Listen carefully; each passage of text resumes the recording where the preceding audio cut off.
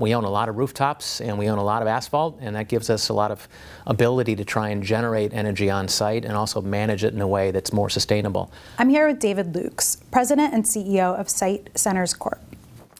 In SITE Centers' most recent earnings report, it's noted that third quarter 2022 net operating income was higher year over year. What was that driven by? Well, I would like to say it's complicated, Diane, but I think the reality is there's just more tenants that want to join our properties than there are that want to leave. And so occupancy is going up, and that's really what's driving a lot of the rental income.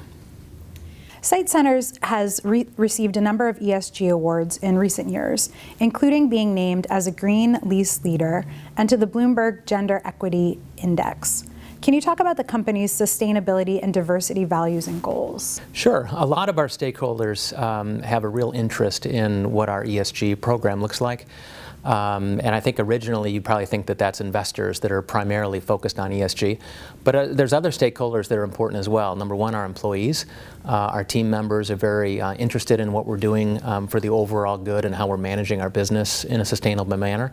The other thing that's, I think, unique to real estate is that the assets that we own are in communities. And those communities care very much about our corporate endeavors and what we work at. So I would say that for 2023, there's really two things that stand out. The first is energy. And you've certainly seen energy in Europe and with the Ukraine war causing a lot of difficulty.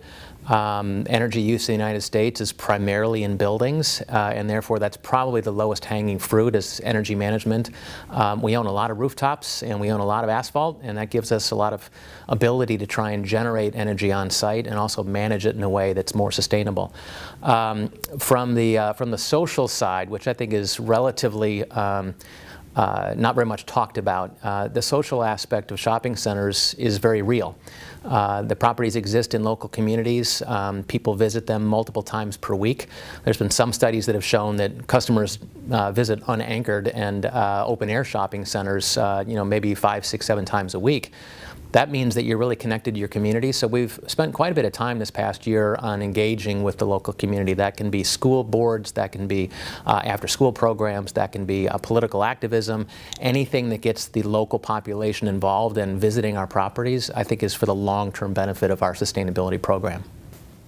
You sat down with REIT magazine last year to discuss how SITE Centers' open-air shopping centers became a natural connection to neighborhood customers during the pandemic.